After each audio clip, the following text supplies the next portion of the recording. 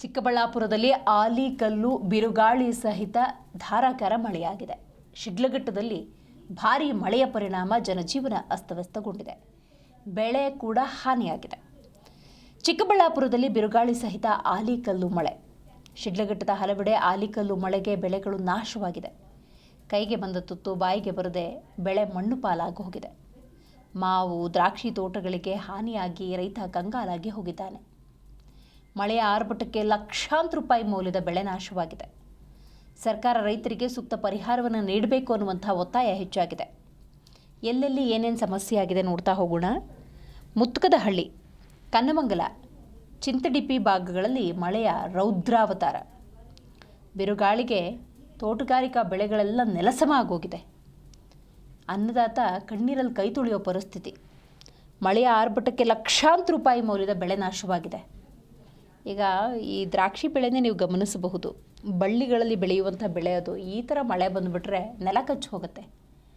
ಇನ್ನು ಮಾವು ಕೂಡ ಮಾವಿನ ಮೇಲೆ ಮಾರ್ಕಾಯಿತು ಅಂತ ಹೇಳಿದ್ರೆ ಬೆಳೆ ನಾಶವಾಗಿಬಿಡುತ್ತೆ. ಎಲ್ಲ ಉದುರು ಹೋಗಿದೆ.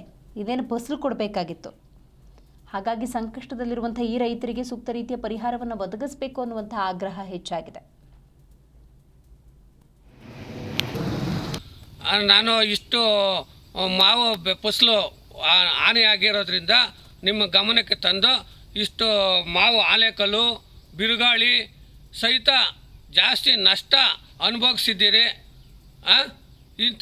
ಅದರಿಂದ ನಿಮ್ಮ ಗಮನಕ್ಕೆ ತಂದು ಸರ್ವೆ ನಂಬರ್ಗಳು ಚಿಂತಡಿಪಿ, ಕನ್ಮಂಗ್ಲ, ಗೊರ್ಮಡುಗು,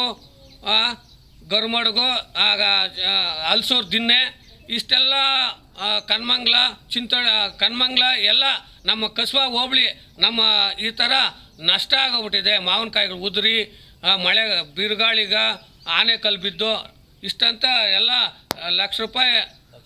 ಲಕ್ಷಾಂತರ ರೂಪಾಯಿ ನಮ್ಗೆ ನಷ್ಟ ಆಗುತ್ತೆ.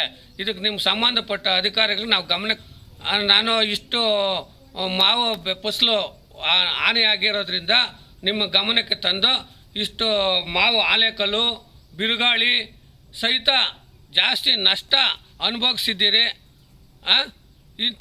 ಅದರಿಂದ ನಿಮ್ಮ ಗಮನಕ್ಕೆ ತಂದು ಸರ್ವೆ ನಂಬರ್ಗಳು ಚಿಂತಡಿಪಿ, ಕನ್ಮಂಗ್ಲ, ಗೊರ್ಮಡುಗು,